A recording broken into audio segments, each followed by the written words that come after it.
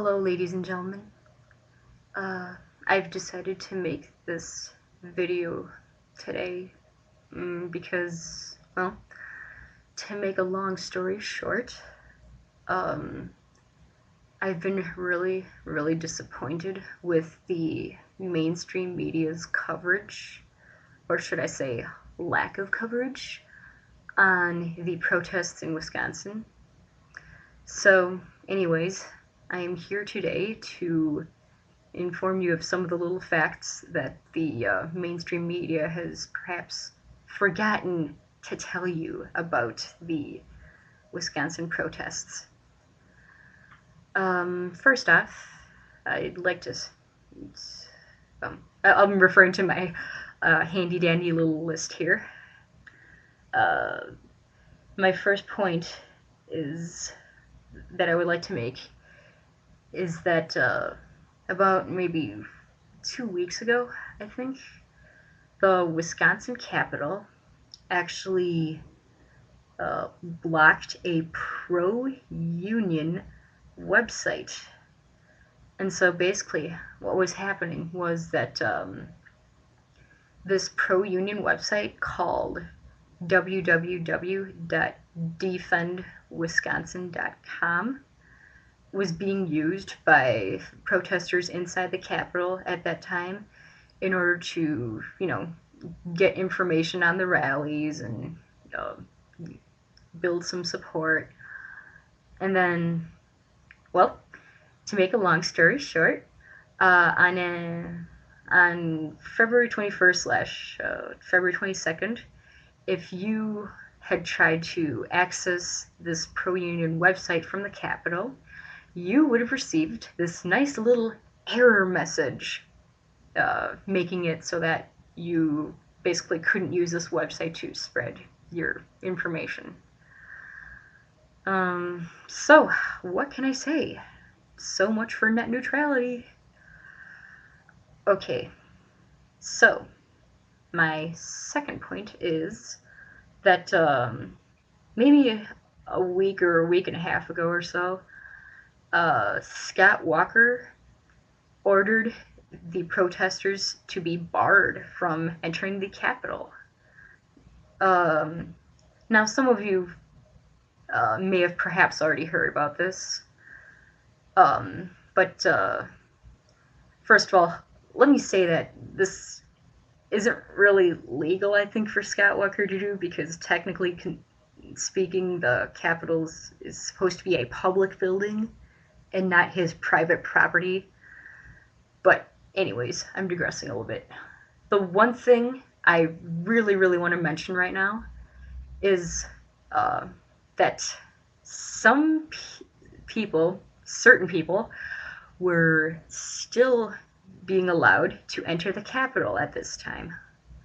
So I can tell you that when I was standing outside the Capitol, freezing my butt off, I noticed that some media people, aka Fox News reporters, were, I think, pretty much being allowed into the Capitol without any problems whatsoever.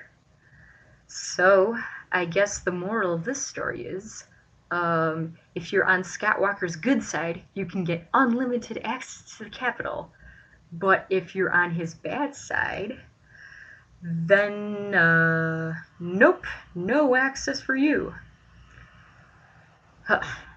Sorry, I'm really frustrated by this. My last and third point I would like to make is that roughly 2 weeks ago, I think, I'm probably gonna have to double check on this, but roughly 2 weeks ago, Scott Walker ordered all of the windows in the Capitol to be welded shut. Now, I should probably, back up a little bit and clarify this. Basically, what was happening was that at the time when Scott Walker ordered the protesters to be barred from the Capitol, there were some people inside the Capitol building at that time who decided that they did not want to leave and did not want to comply with Scott Walker's illegal orders. Uh, who can blame them? I mean, but anyways, what was going on was that some people outside the Capitol were trying to pass food through the windows to the remaining protesters who were inside the building at that time. And I guess Scott Walker thought that this was inappropriate because he, ordered all the windows to be welded shut, which meant that the people who were inside the building eventually had no choice but to leave the building eventually in order to go and get food. And that, of course, means that they probably would not be let back in afterwards. And I gotta tell you, this is the one thing that really gets me upset. Not that the other stuff doesn't make me angry, but this really gets me mad because not only is it not really legal for Scott Walker to go and get these windows welded shut, at least not as far as I know, but it can create a potential major fire hazard. So yeah, I guess Scott Walker doesn't care if the building were to suddenly catch on fire and everybody inside died. I don't know.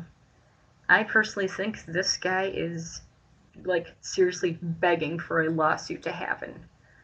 I don't know. Anyways, that's the last point I wanted to make for today. I'll definitely try to keep you guys updated in the future. Thank you for listening to me.